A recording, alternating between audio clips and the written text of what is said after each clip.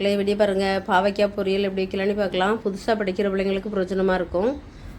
3 பாவைக்காய், 4 சின்ன பல்லாரி எடுத்திருக்கேன். பெருசாக இருந்தால் 2 எடுத்துக்கிட்டால் போதும். இந்த மாதிரி புடிசாக கட் பண்ணி எடுத்துக்கிடலாம்.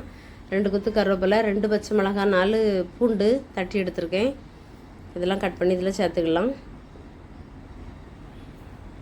சட்டி காஞ்சதோட எண்ணெய் ஊற்றிக்கிடலாம்.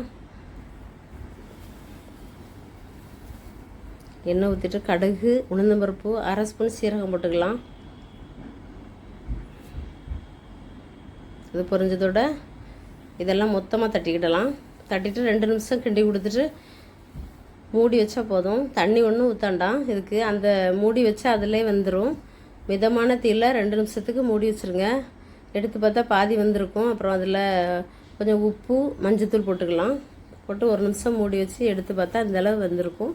1 குத்து தேங்காய், நம்ம கையில் 1 குத்து போட்டால் போதும். கிண்டி எடுத்தால் சூப்பரான பாவைக்காய் பொரியல்.